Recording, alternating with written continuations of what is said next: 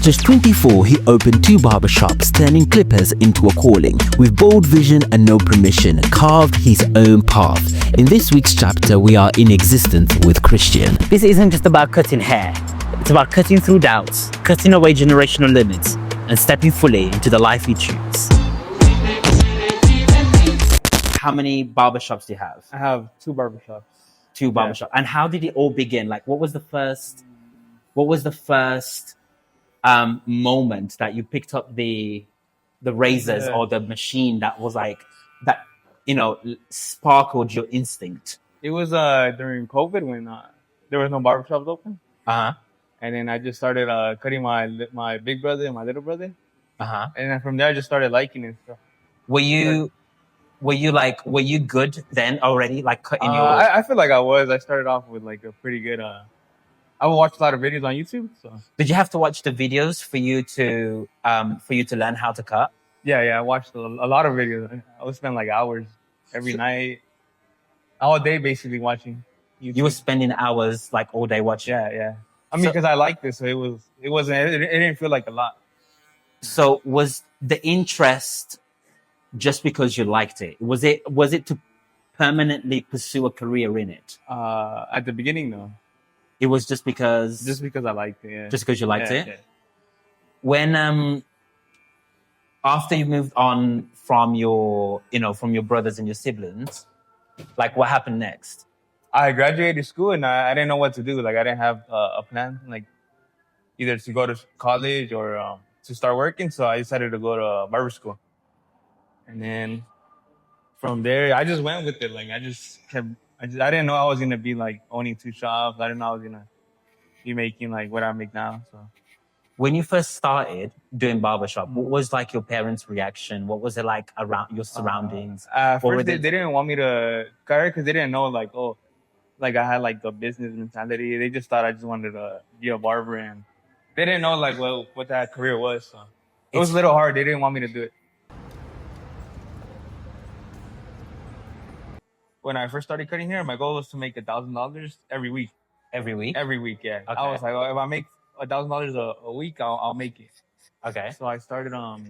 So the first year, I started already making that. So I was like, oh, like I'm making more than my parents already. Okay. And then I think like year and a half, I started reaching like $2,000 a week. So I was like, oh, that's like more money than I ever thought I was gonna make. Then, what was that like? The process of like I'm not obviously like I don't know your financial life, right? But like you didn't come from a wealthy family. Do you know what I mean? So when you received that level of money at such speed. Oh yeah. Because even my parents was like, "Oh wow, like that's a lot of money you're actually making." Is that when they decided they changed their mind and they were like, "Oh no, not yet," because they still didn't like that. I didn't go to school. It was until I opened my first barbershop. They were like, "Oh, okay." Like, did you have to go to school to have the barbershop? Just get your license. I got my license, and then in the garage, I opened like a little barbershop. Okay. So I had like a studio there, and then from there I was there I think 2 years, and then I opened my first shop. Would you say you're a barber or more of an entrepreneur? I think now I'm more of an entrepreneur. Yeah. I can see that. Where you like how many more barbershops are you planning to open? Maybe 1 or 2 more, but then after that, I think I'll be done with barbering. Have you ever come to a process or point where you were like, bankruptcy or anything like that, or? No, because I think I always over prepared. So, like if I knew I was gonna say my first one, I thought it was gonna cost 60, but I had a budget of 40, but I had my 80K, 100K ready to like just in case if anything happens. Like I'm always like I feel like I always over prepare just in case. How did you prepare such a sum of such an amount of money, like before opening your first barbershop? I think because I will work every day, so I didn't take no break. I will work basically. I think I only took Christmas Day off and Thanksgiving Day off. That's like for the 4 years that I was working in the garage. I only took maybe 10 days in 4 years. 2 years ago, I was just still in my garage. Now I have 2 shops. 2 years ago? Yeah. So it was not even 2 years ago. I opened the first one on March, Uh-huh. and then no April, and then the next year I opened one this year on April too. So it's been a year and 6 months, I think, Uh-huh. since I opened too. Where do you see yourself like taking this whole experience, the whole barbering shop, and then opening different things? Like, how do you envision your life to be? Right now it's kind of hard to envision it because I don't know where to start. Like barbering, I know everything. Like I studied it a lot, Uh-huh. like every step. So I was prepared. I wasn't scared to open a barbershop, but to open up a new business, I'm kind of scared. So Do you think that opening 2 stores has given you like financial freedom? not financial freedom because I still depend more on what I make cutting hair. Uh-huh. Because I do make quite a bit.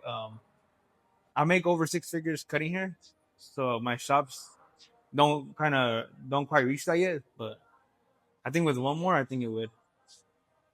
So with one more shop, 2 more shops, I would reach Financial freedom. Yeah, yeah. Would you classify yourself as successful? No, not yet. No, because I Bro, don't have. like, are you serious? Because I think because of the time I put in, like I don't feel free. Yeah, so Wow, yeah, that's deep one. so I feel like if I was to make the same but only work 3 days or 4 days, then I will feel successful. If freedom is a state of mind, when do you think you will ever feel free, even though you're probably making more money than a lot of people far beyond your age? That's something I ask myself a lot. Like I don't know when I'm gonna be. How do you say it? When I'm gonna be like content? Content, yeah. On how much I make or how much free time I have, or like I'm scared because I don't know the answer of that. Do you think that there's like a fear within you of not having enough? Yeah, that's what I think about a lot. Like Really? Even though you're already making, like, you have 2 barbershops, you're making like tons of, yeah, just because I want like that. I want my house, and the house is a lot. Like I want to have freedom to do anything I want. So what's it like to be the first person that changed the trajectory of your family's destiny? Does that make sense? Because they had this idea. Does that say it right? They had this idea where they were going to move to the country and they're going to have just do a normal job, but you're the first entrepreneur in the field, in your own personal field, in your own lane, that changed your family's like destiny and like changed everything. Like, what was that like? Well, it's good because now I see more of my family be like, oh, let's start a small business, or like, not that it's okay not to go to college, but because I still say this, like if I would go back, like I would try to do good in school. I would try to go back to school, like go to college, go to university, because I think it's more stress free, and not easier because I haven't been through that, but sometimes I say to myself like, this is like too hard. Like I don't know if I should keep doing this or not. Oh yeah, because I remember you were telling me like you weren't good at school. Mm-hmm. Because like I wasn't good at school. But here's the thing, I'm good at creating. Do you know what I mean? And I think that school doesn't give you that. It doesn't give you that the opportunity to explore the creation within you. What was your experience like in school? I didn't really like. I would get distracted a lot, so I would hate just sitting down in class and learning. Like I would want to move and explore. I think I was very like, how do you say, artistic? Yeah. Because I even now I still like, one of my favorite things to do when I do open a shop is like do the layout, how it's gonna look. Like not just build the shop and okay, we're cutting hair. Like I care about the aesthetic of the shop and everything. You weren't good at school, but you're good at building businesses. Yeah. If that doesn't just say it all. Yeah, because I cut a lot of USC students because my first shop is right next to USC.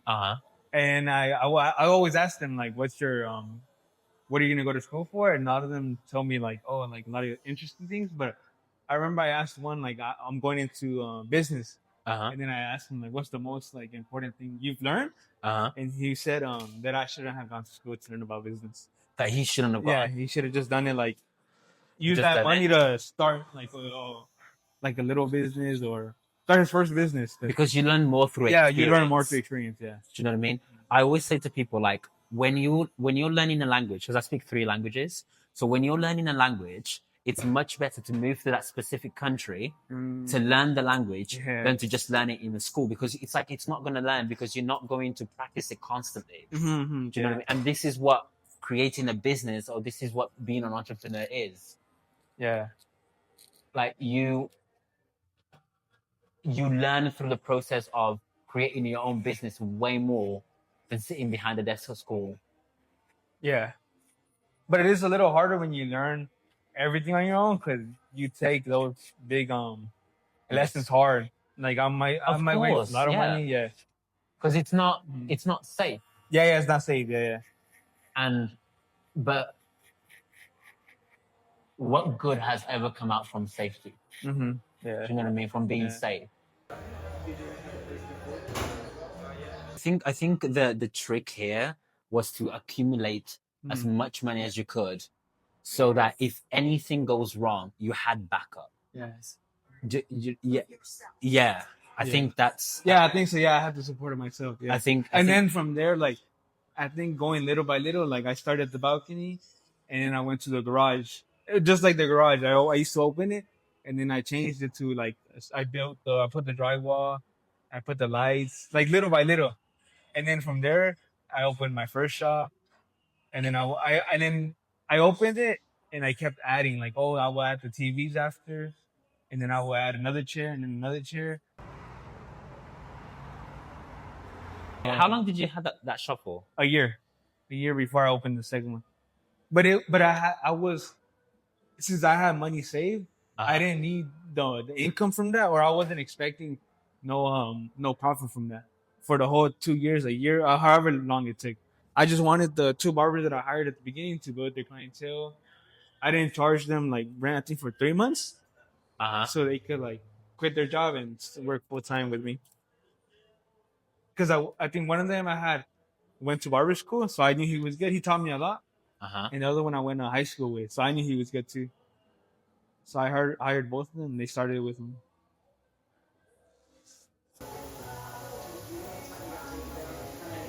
Do you think that people treat you differently because you're so young and you're running such a successful business? Yeah, I feel like people do treat me a little different, not different, but they come up more positively because I feel like everybody knows that I'm local. Like everybody sees that I opened 2 shops.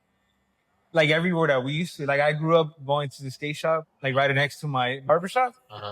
And it's like now I have a shop there. So everybody lives around here. Everybody passes through my shops every day. So like, I feel like they're always motivated. Like, oh, like they always see me in front of my shop. They say like hi, or they wave. So I feel like everybody gets motivated. And I get motivated by everybody. A lot of my clients too. Seeing them like grow. Like people, I've had clients since 4 years ago. And I seen them like open their small business, and they seen my journey, and I seen their journey. What advice would you give new barbers or new entrepreneurs before they begin their own businesses? You need to like it a lot because it's gonna be hard at the beginning. It's harder than having a regular job because you might come in the shop and just sit the whole day and not make no money. So you need to have a passion for it. Because everything is on you. Yeah, everything's on you. If it's like, do you think that passion led you to this? Like, I think it did, yeah. Because it was easy for me to work all those hours. It didn't really feel like work. Like my body would get tired, but I didn't feel like I was working those. Do you think that the passion to this will run? Yeah, I know it will run out, so that's why I know like I won't do this for that much. So maybe till I'm 30. And I'll still have a passion. I still want to care, but it's not every day because it gets hard to cut every day. That's good. Thank you. Thank you so much. Thank you for the conversation, and thank you for being open to do this.